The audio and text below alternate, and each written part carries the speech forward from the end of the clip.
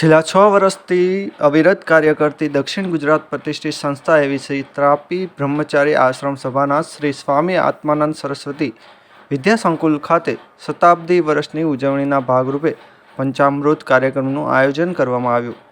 આ પ્રસંગે શહેરના માજી મેયર અને સંસ્થાના ટ્રસ્ટી કાનુભાઈ માવાણી તેમજ જીવરાજભાઈ સુરાણી, સંસ્થાના આદ્ય સ્થાપક શ્રી સ્વામી આત્માનંદ સરસ્વતીની પ્રતિમાનું અનાવરણ કર્યું હતું. આ પ્રસંગે સાંસદ અને કેન્દ્રીય કેબિનેટ મંત્રી સી.આર. પાટીલની ઉપસ્થિત રહ્યા હતા. 975 બેઠકોવાળા અતિ આધુનિક સુવિધાયુક્ત તાપી ઓડિટોરિયમનું ઉદ્ઘાટન કર્યું હતું. વિમોચન રાજ્ય શિક્ષણ મંત્રી પ્રફુલભાઈ પાનસેરિયા અને રાજ્યસભાના સાંસદ ગોવિંદ ધોળકિયાના હસ્તે કરાયો હતો.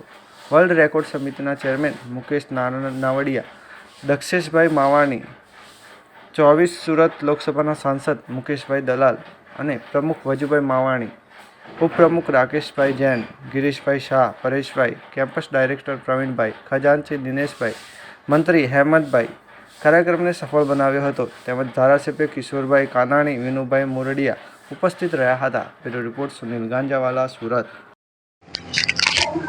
100 વર્ષની ઉજવણી જ્યારે અમે કરી રહ્યા છીએ ત્યારે આ સંસ્થા અવિરત શૈક્ષણિક કાર્યની અંદર આગળ વધે એની માટેના પણ દર વર્ષે અમે નવા શૈક્ષણિક સંકુલના ડેવલપ કરી રહ્યા છીએ.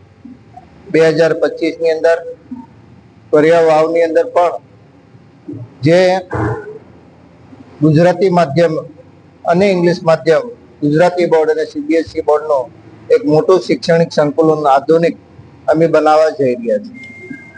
તદ ઉપરાંત આવતા વર્ષોની અંદર વાવ અને જોખવા જે સુરત શહેરથી 15 કિલોમીટર દૂર આજે લોકો કેરાલાની અંદર આયુર્વેદિક ટ્રીટમેન્ટ લેવા જઈ રહ્યા છે.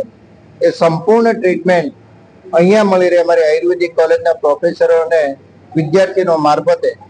એની માટે આધુનિક આયુર્વેદિક નેચરોપેથી સેન્ટર અમે તૈયાર કરવાના છીએ કે જેથી કરીને દક્ષિણ ગુજરાતની પ્રજાને તો એમનો લાભ મળે, પરંતુ એક નવી ઓળખ દક્ષિણ ગુજરાતને મળે એમની માટેના અમારા પ્રયત્નો છે. કેટલા સ્ટુડન્ટ અહીંયા અભ્યાસ કરે છે અને કેટલા કર્મચારીનો ભાગ? અત્યારે અમારે આ કેમ્પસની અંદર 12,000 સ્ટુડન્ટ અત્યારે વિવિધ